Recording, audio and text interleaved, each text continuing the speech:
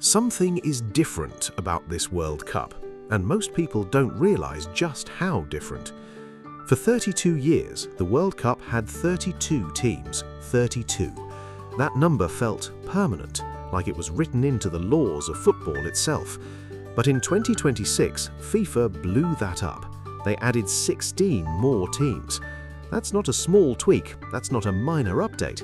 That is the biggest structural change to the World Cup in over 3 decades. And by the end of this video, you'll understand exactly why they did it, what it actually means, and whether this is the greatest idea FIFA ever had, or a slow-motion disaster nobody wants to admit. Let's get into it. First, a quick history lesson. Don't worry, it's a short one. The World Cup started in 1930 with 13 teams, 13. Uruguay hosted it, Uruguay won it, and the whole thing lasted less than 3 weeks. Over the decades, the tournament grew, 16 teams, then 24. Then in 1998, it settled at 32. And for a long time, 32 felt perfect. Clean bracket, clear structure, every team playing at least 3 games. Simple. So why change it? Here's where it gets interesting. Because FIFA isn't just a football organization, it's also a business, a very, very large business. And a bigger tournament means more matches. More matches means more broadcast rights means more money. Going from 32 teams to 48 adds 40 additional games to the tournament. 40. That's almost a second World Cup bolted onto the first one. The revenue projections FIFA announced were extraordinary, billions of dollars in additional income. So yes, part of this decision was about football, but a large part of it was about something else entirely.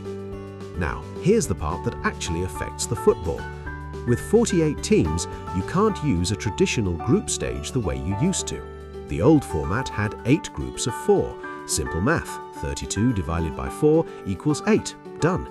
But 48 doesn't divide that neatly, so FIFA had to get creative. The solution? Groups of 3. 16 groups, 3 teams each. Every team plays 2 group stage games instead of 3. The top 2 from each group advance, plus the 8 best third-place finishers. That gets you to 32 teams, and then the knockout rounds begin just like always. This sounds simple. It isn't. The 3-team group creates a problem that football fans have been worried about since the format was announced. It's called the collusion problem, and it's uncomfortable to talk about, but we're going to talk about it anyway. Here's the scenario.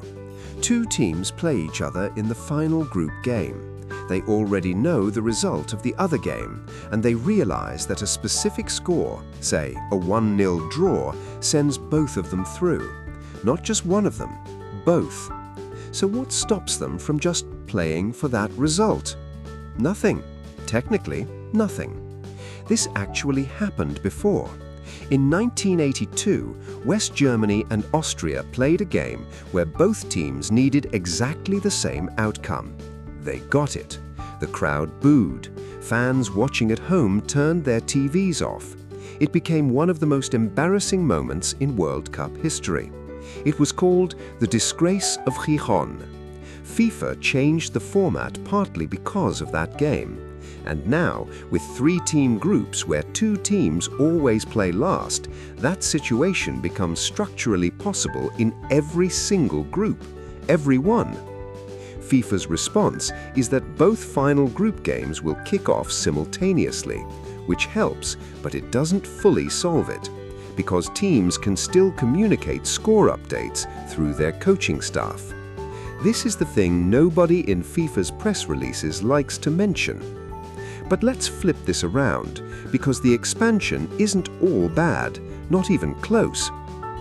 Think about what 48 teams actually means for the world map of football. Africa currently gets 5 slots at the World Cup. Under the new format, they get 9. The Middle East gets more representation. Southeast Asia gets more. Central America gets more. Countries that have never been to a World Cup, countries where an entire generation has grown up watching the tournament from the outside, they now have a real, genuine shot at qualifying. You know the type of story. A small nation with passionate fans, a talented squad, limited resources, and absolutely zero chance of ever getting past CONCACAF or CAF qualifying under the old rules. Now, the math changed. The door opened, even just a crack. And that matters. Not just emotionally, competitively. Some of the most exciting football played in the last 2 decades has come from so-called smaller nations pulling off results nobody expected. More of those teams means more of those moments. Now let's talk about the host countries, because 2026 is unusual in another way. 3 countries are hosting this World Cup: the United States, Canada, and Mexico. That has never happened before. Not 2 hosts, 3, across 2 time zones, 16 cities, and over 1,500 miles of geography.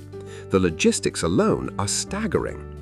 The US is hosting the majority of games, 78 of them. The final will be played at MetLife Stadium in New Jersey. Mexico and Canada will each host a portion of the group stage. For FIFA, this is a brilliant move. 3 massive TV markets, 3 sets of passionate fan bases, 3 national governments helping to fund the infrastructure. For supporters traveling to games, slightly less brilliant. Imagine buying a ticket to see your team play in Toronto, then finding out their next game is in Los Angeles.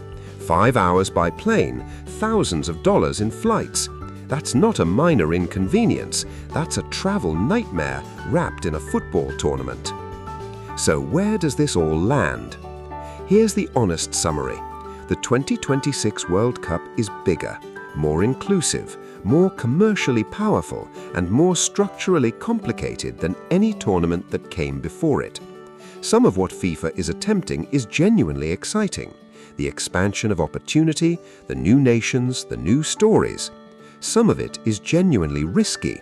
The collusion window, the travel demands, the sheer logistical weight of running 104 games across 3 countries. And that brings us back to where we started. For 32 years, 32 teams felt like the right number. It probably was. But football has always been bigger than the countries that dominated it for the most of the 20th century. The rest of the world has been catching up, technically, tactically, passionately, for decades. Maybe 48 teams is just football finally admitting that out loud. Or maybe it's FIFA chasing revenue at the expense of the product. Maybe it's both. Maybe you can't have one without the other. Here's the question worth sitting with. If a team from a country that has never qualified before makes a deep run in 2026, genuinely competes, captures the world's attention, will anyone be talking about how the format got them there? Or will they just remember the football? That's the thing about big moments. When they work, nobody remembers the controversy. When they don't, nobody forgets it. 2026 is going to be one or the other. We just don't know which yet. If you want more videos breaking down how football actually works, the rules, the money, the history, the stuff that happens underneath the surface, subscribe. There's a lot more coming.